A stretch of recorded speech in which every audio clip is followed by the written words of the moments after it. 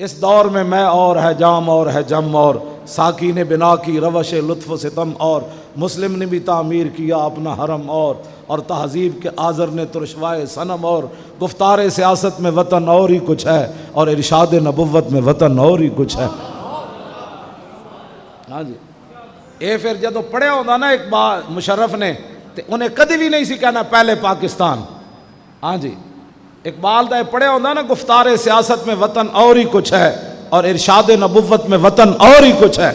ہاں جی ارشاد نبوت میں وطن اور ہی کچھ ہے. سیدنا صدیق اکبر نو کیا جناب ان حالات لشکر اسامہ بار نہ بھیجو, حالات کوئی نہیں ٹھیک, مدینہ پاک کو تے حملہ ہو جانا ہے, مدینہ پاک خالی ہو جانا ہے. تے گفتار سیاست میں وطن اور ہی کچھ ہے اور ارشاد نبوت میں وطن اور ہی کچھ ہے. حضرت سیدنا صدیق اکبر فرمایا مجھے وطن کا جھانسا دے کر حضور کے فرمان میں ترمیم کا حکم دیتے ہو؟ فرمایا لشکر اسامہ ایسے ہی جائے گا جیسے میرے آقا نے حکم دیا, باقی میں رہ گیا میں اور اندر جو پردہ دار عورتیں بیٹھی ہیں. اے امام عبدالرحیم مناوی تے انہاں پردہ دار عورتوں دا نام ہی لیا, لیکن میں نہیں لینا چاہتا. جس قوم نو لا الہ الا اللہ نہ دی ہوئے تو انہوں تے الجھن وچ پانے والیاں باتاں نا. ایدے چ امام عبدالرحیم مناوی لکھیا کہ آپ نے کیڑی ڈاڈی گل کیتی.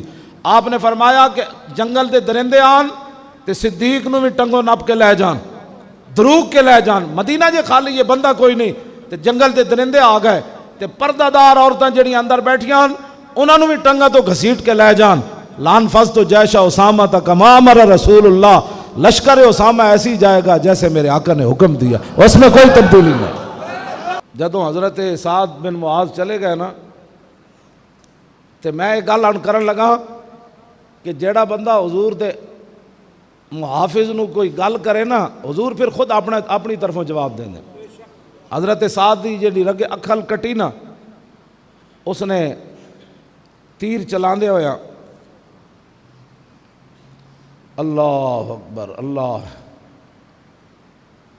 حبان بن قیس بن عرقہ رما سعد بن معاذ بسام فقطع اکحلہ فلما اصابہ قال خذها وانا ابن العرقہ.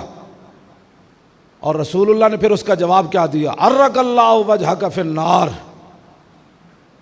سعد بن معاذ نے جدوں انہیں تیر ماریا نا تے آپ دی رگ اکھل کٹ گئی تے کہنے لگا ہن مزہ لے آئی, محمد عربی دی طرف آیا لڑن تے ویکھ میں تیرا رگ اکھل کٹ دیتی. تے نبی علیہ وہی لفظ حضور نے پھر لے کے وہ کہنے لگا انا ابن عرقہ.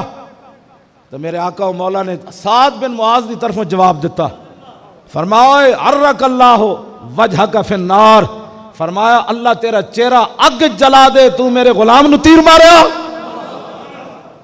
بس اے گل ہے جیڑی قیامت تک ناموس رسالت ہوتے جڑا بندہ خالی گل کرے, اے سانو کدی بھی پریشانی نہیں ہوئی. لوگ ساڈے بارے بہت بک بکارے کر دین, لکھاں واری کوئی کرے, اسی جنہ دا کام کر رہے ہیں جواب ادھروں ملے گا انہوں. اے میرے ہاں جی کیوں جی ہاں جی تے ساڈا گھوڑا بے لگام کہندے مولانا ہوش سے بات کرے. میں آکھا جلیا ابو قتادہ دا گھوڑا حضور دیاں اونٹنیاں واسطے بے لگام ہویا, حضور دیاں اونٹنیاں لٹیاں جا رہی سن اور لے جا رہے سن تے حضرت ابو قتادہ دا گھوڑا, ساڈے کیپٹن طارق صاحب کہندے میں گھوڑے بھی اگے ہیں جاندے ہیں جی. یہ کہندے نا بھائی صحابہ نے جدہ کیا نا بھائی گھوڑے اسی سمندر ڈال دئیے تو اے مطلب نہیں سی کہ بھائی گھوڑے پیچھا نہیں, گھوڑے بھی انجن صحابہ نو کردے سن چلیے جی چلیے. ہاں گھوڑے دے جسم صحابہ نو اگے کر رہے سن کہ چلو جی اے سمندر پاؤ گھوڑے اج کی کرنا ہے تسی.